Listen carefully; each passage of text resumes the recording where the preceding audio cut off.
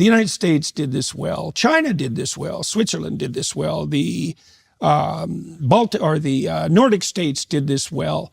The countries that are thriving around the world, the developed countries that are thriving around the world, seem to understand this and move forward. And what's Canada's comparative situation over the last 30 years? Well, Canada in the last 10 years has been last place in GDP per capita of the top 50 developed countries in the world.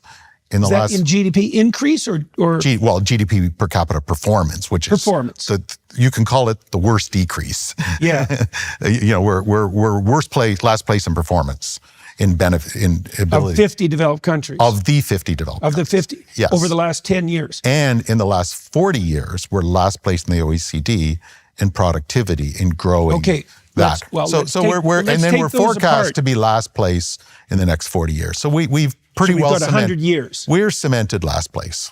Okay, so I want to take that apart because I want everybody who's listening to understand. So let's start with GDP per capita.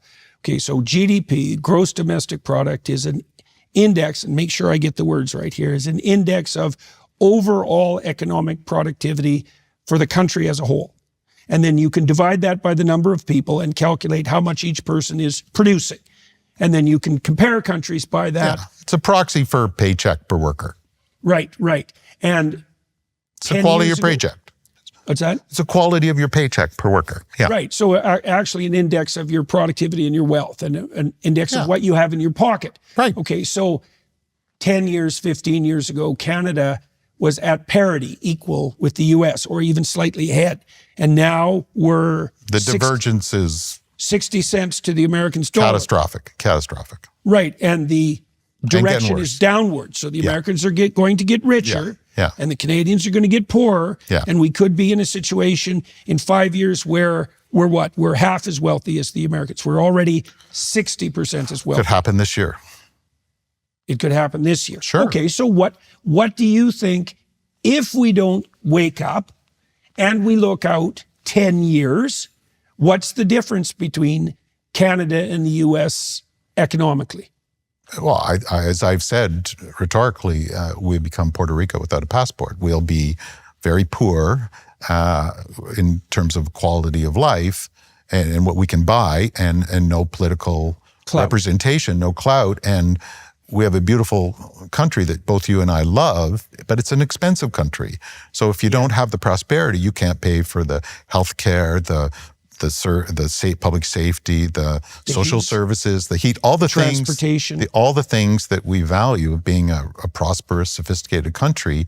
And we've seen those come under stress in this last era. Okay, so let's detail out that. So it's expensive. It hurts a lot when you don't do well in this. Right. Okay. So our housing is prohibitively expensive. Yeah.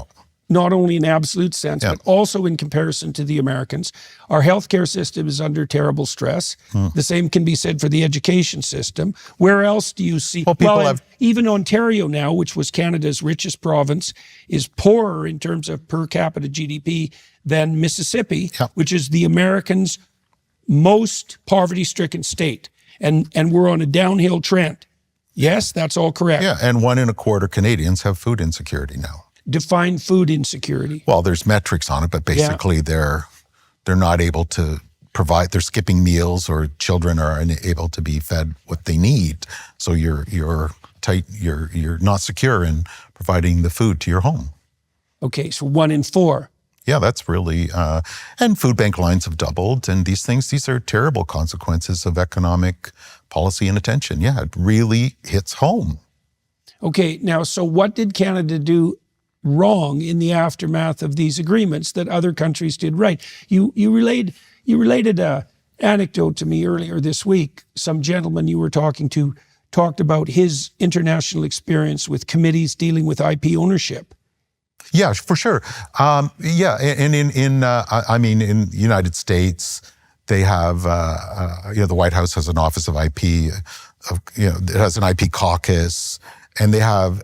And he said he runs a global international IP association that everybody knows. Right, so that's dealing with ownership of intellectual property. Yeah, and he says all these other countries have IP attachés, but he never comes across an IP attaché of Canada. Right, so the Americans have a council of businessmen and intellectual property specialists. I presume that's tech people and lawyers who do nothing pharmaceutical and Hollywood and agriculture and finance. It's every sector is an IP business. Right, and all they do is concentrate on analyzing the ownership structure of abstracted property and changing it to their favor. Right, informing the government and legislating and negotiating so that and then that works in the favor of the inserting it US. into quote-unquote trade agreements that don't say trade.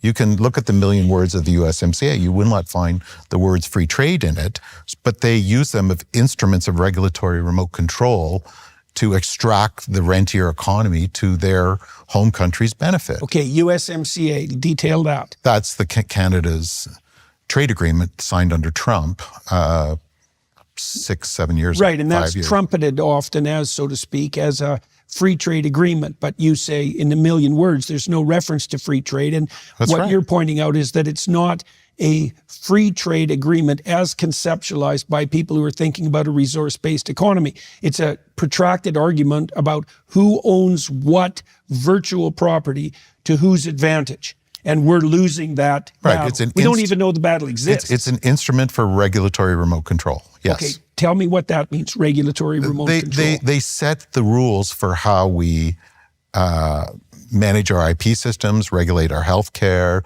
put in standards, how we manage how we do our macroeconomic policies, who we can do trade agreements with. So it's a form of legislative control over the entire Canadian economy. Yeah, it's a seeding of democracy, for sure. Okay. And it also had a provision to sunset it in 6.5 years, which created a chronic instability, which has come home at this time, literally. And I was trying to explain that this is actually a ticking time bomb for Canada. What do you mean you were trying to explain that? I was writing and articulating that if you read the agreement, it's none of the celebration that's happening in the economic discourse in the media of the country.